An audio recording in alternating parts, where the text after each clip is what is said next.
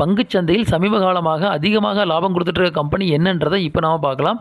அது மட்டும் இல்லாமல் அந்த கம்பெனியோட ஃபண்டமெண்டல் அனலைஸையும், கம்பெனியோட நல்ல நியூஸ் என்ன, கெட்ட நியூஸ் என்ன, தற்போதைய நிலை என்ன அப்படின்றதையும் இப்போ நாம் பார்க்கலாம். இந்த வீடியோவில் நான் பார்க்க போகிற கம்பெனி பார்த்திங்கன்னா PCPL லிமிடெட். இந்த கம்பெனி பார்த்திங்கன்னா இந்த ஒரு வருஷத்தில் ₹156 ₹458 வரைக்கும் போயிருக்காங்க. அதாவது இந்த ஒரு வருஷத்தில் மட்டும் 187% ரிட்டர்ன் கொடுத்துருக்காங்க. இந்த கம்பெனியோட ஃபுல் டீட்டெயில் நம்ம பார்க்கலாம். இந்த கம்பெனியோட மார்க்கெட் கேபிட்டல் பார்த்திங்கன்னா ₹17,222 கோடி. இதோட கரண்ட் ப்ரைஸ் பார்த்திங்கன்னா ₹456. இதோட ஹைலோ பார்த்திங்கன்னா 156லேருந்து ₹458 வரைக்கும் போயிருக்காங்க. இதோட PE ரேஷியோ பார்த்திங்கன்னா 34.5. புக் வேல்யூ பார்த்திங்கன்னா ₹86. இதோட டிவிடெண்ட் ஈல்டு பார்த்திங்கன்னா 1.2%. இது ஒரு ஹெல்த்தியான டிவிடெண்டுங்க. அப்புறம் ROC பார்த்திங்கன்னா 14.2, ROE பார்த்திங்கன்னா 16.2. இதுவும் கரெக்டான பர்சன்டேஜில் இருக்காங்க. ஃபேஸ் வேல்யூ பார்த்திங்கன்னா ₹1, OPM வந்து 16.4, EPS வந்து 13.2.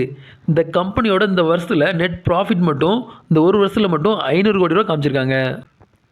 இந்த கம்பெனியோட டெப்ட் பார்த்திங்கன்னா ₹4,983 கோடி. இந்த கம்பெனியோட ரிசோர்ஸ் பார்த்திங்கன்னா ₹3,209 கோடி. இந்த கம்பெனியோட கேஷ் ஃப்ளோ பார்த்திங்கன்னா ₹272 கோடி. இந்த கம்பெனி லாஸ்ட் குவார்ட்டரில் மட்டுமே ₹118 கோடி ப்ராஃபிட் காமிச்சிருக்காங்க. கம்பெனியோட ப்ரொமோட்டர் ஹோல்டிங் பார்த்திங்கன்னா 51.4% வச்சுருக்காங்க.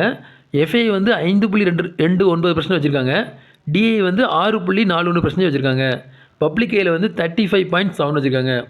இந்த கம்பெனி வந்து கடந்த 5 வருஷத்தில் மட்டுமே 12.7% வந்து சேல்ஸ் க்ரோத் காமிச்சிருக்காங்க. ப்ராஃபிட் க்ரோத்தும் கடந்த 5 வருஷத்தில் 5.41% காமிச்சிருக்காங்க.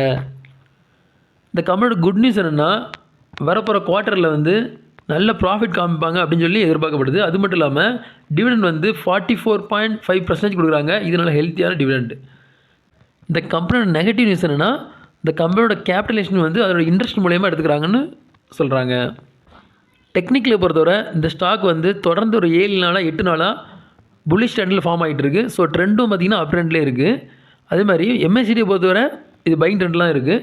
RSI வந்து ஓவர் சால்டில் இருக்குது. ஸோ வந்து இது கொஞ்சம் கவனிக்க வேண்டிய இடத்துல இருக்குது. இந்த வீடியோ உங்களுக்கு பிடிச்சிருந்ததுன்னா லைக் பண்ணுங்கள், கமெண்ட் பண்ணுங்கள், மறக்காமல் சப்ஸ்கிரைப் பண்ணுங்கள். நன்றி.